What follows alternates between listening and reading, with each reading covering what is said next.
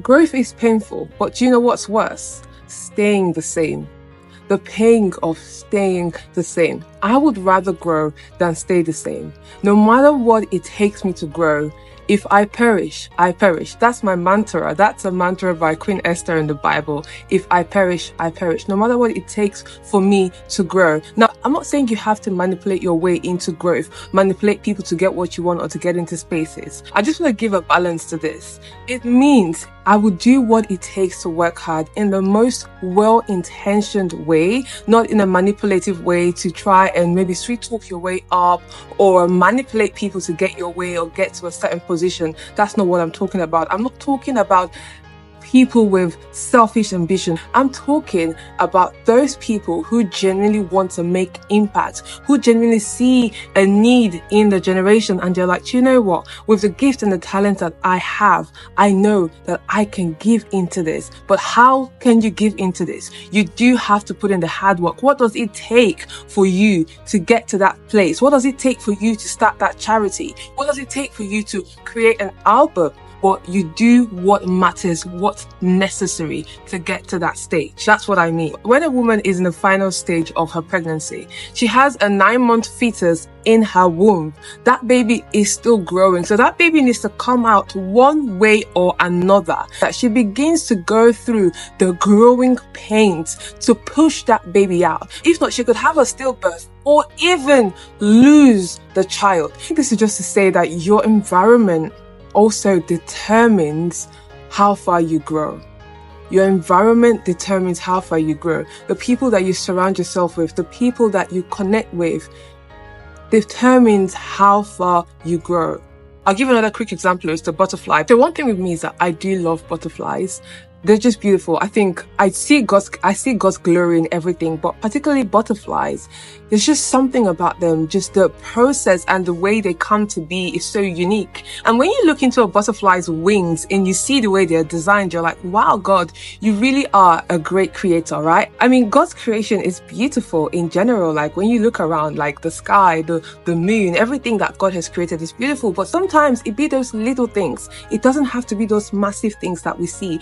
I'm just like, wow, God, like how you created these creatures it's just wonderful. Like I just see your creativity. And what I'm trying to say is that in the butterfly's journey, what happens is that it's a caterpillar first. It's a caterpillar first before it becomes this beautiful butterfly that you see. This butterfly has to go through a painful phase. And this is where the butterfly sheds its old skin of being a caterpillar.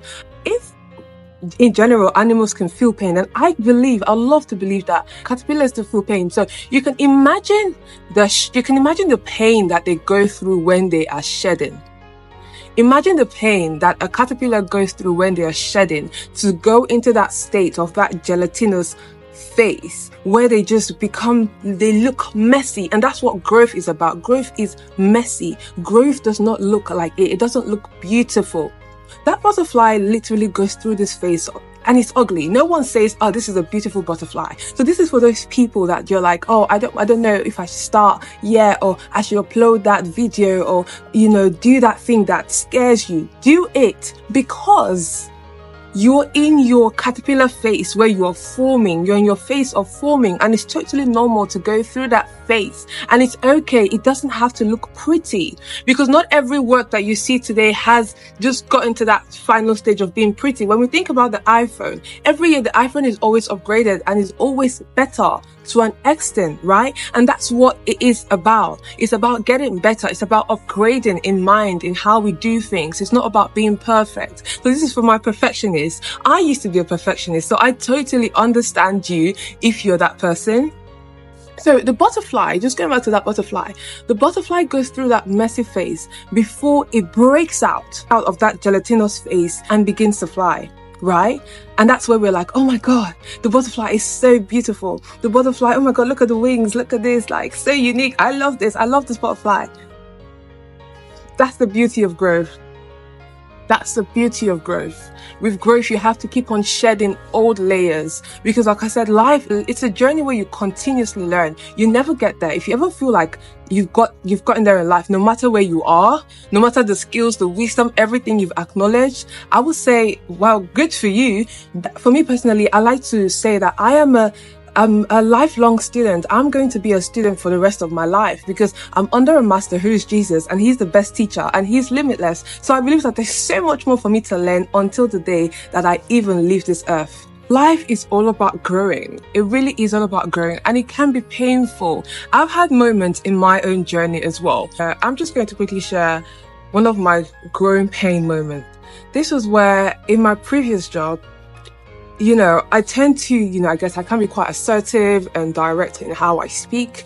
And, a feedback that I got from my manager at the time was that, Ngozi, you do have the right intentions, but the way it's coming out is not just sitting well with others, and you need to learn how to be flexible. And knowing me before, I used to be someone that used to be so rigid. I just did not understand the concept of flexibility. Really, this was my approach to the way I lived my life. In everything I do, I was either all in, all out. That's me. You're never finding me like, oh, am I here, am I there? No, I'm either all in, all out.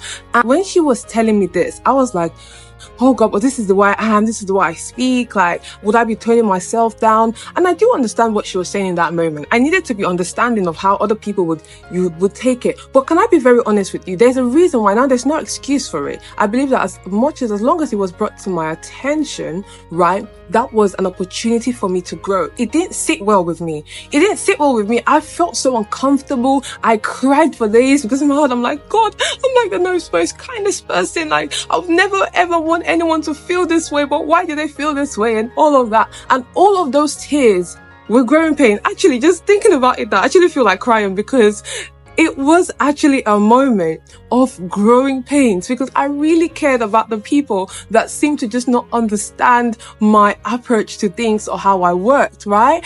And either way, I had to learn in that moment that I have to be flexible. There's something in psychology where it's theory of mind. And this is when we can make up in our own mind how someone else can react to something. At that time, I didn't even have that knowledge. So it was during one of my studies, I was like, oh my God, I actually lacked the theory of mind. And when I looked on myself and my growth and even how I found myself in previous relationships, I lacked a theory of mine because for some reason I couldn't come to understand why, maybe an ex will feel a certain way or a friend will feel a certain way. But I felt like as I began to grow, which wasn't easy because in those moments of growth, I had to cry. I had to question myself. I had to really accept that, Ngozi, you really may have been the villain here. The growth is not to kill you, but to stretch you. So whoever is watching out there and you're feeling the growing pains, I feel you.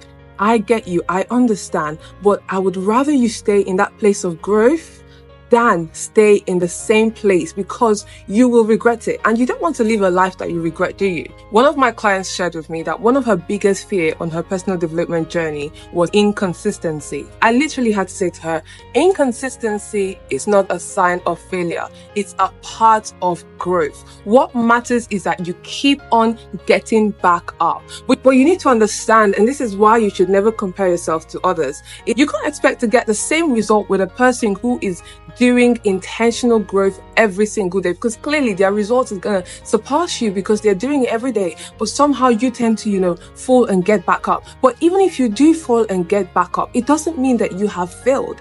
It's just a path of the growth. I've been that. I started my personal development journey in 2020, and I have to say that from that moment up until now, I've had my moment of falling and rising, and with every time that I would get back up, I became stronger.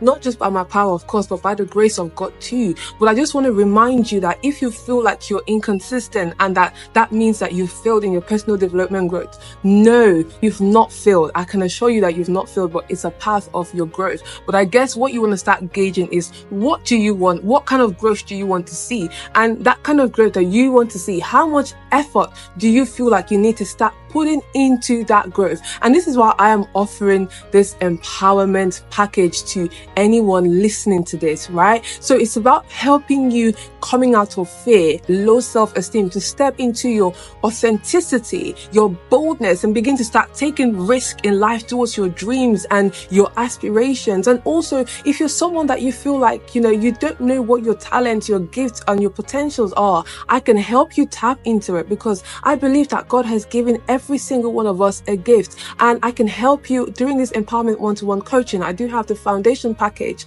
where if you've just started on a personal development journey, you've just gone through a spiritual awakening, because that's how we started for me. I had a spiritual awakening and I realized, oh my God, I have to be a better person. I can't remain in the same place. And I started asking questions. So if you're there and you're asking questions about, oh my God, I've just had a spiritual awakening, what's happening with me?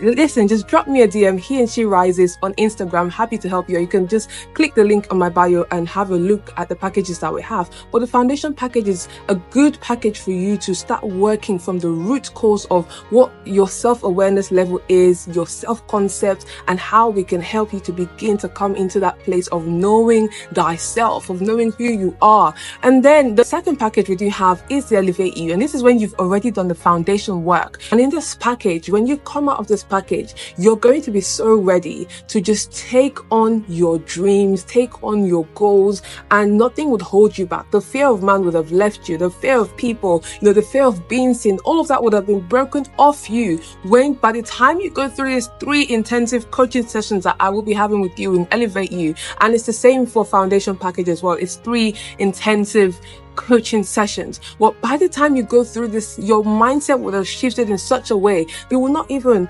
remember the former you. Because I have clients and that started, they came with really low self-esteem, and now they are growing in themselves, knowing what their gifts are, and even beginning to take bold risk, things that they wouldn't do before. They are now doing it. So this is to encourage you watching this, that if you're that person, I'm inviting you to just click the link in my bio and let's see how we can work together so I can support you on this growth journey.